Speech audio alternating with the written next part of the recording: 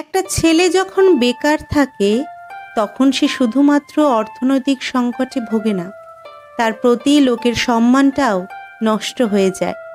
পরিবারের লোকেরা তার উপস্থিতি মেনে নেয় অভ্যাসবশত, আর বাইরের দুনিয়া তাকে নিয়ে হাসাহাসি করে।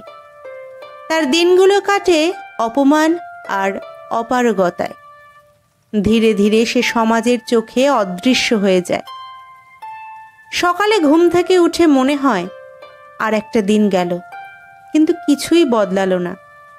তারপর কাজ খুঁজতে বের হয়, আশায় থাকে কেউ একটা সুযোগ দেবে, কিন্তু দরজার পর দরজা বন্ধ হয়ে যায়।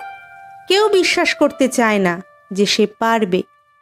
তোমার অভিজ্ঞতা নেই, আমাদের লোক লাগবে না, তুমি আনফিট, এই কথাগুলো তার আত্মবিশ্বাস ধ্বংস করে দেয় তিলে তিলে। বাড়িতে ফিরে দেখে মা মুখ নিচু করে চুপচাপ বসে আছে। বাবা মুখ ঘুরিয়ে নেন। ছোট ভাই বোনের চোখেও এক ধরনের প্রশ্ন, তুমি আসলে করছোটা কি?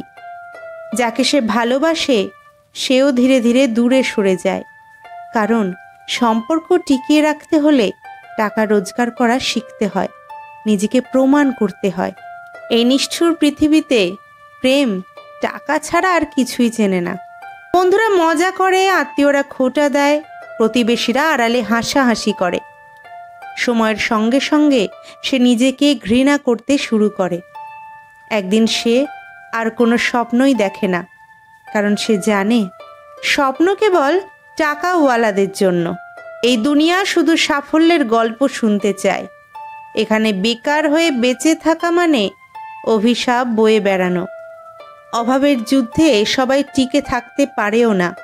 কেউ আত্মহত্যা করে, কেউ কাপুরুষের মতো জীবন কাটায়, আর কেউ মেনে নেয় জন্মই আমার আজন্ম পাপ।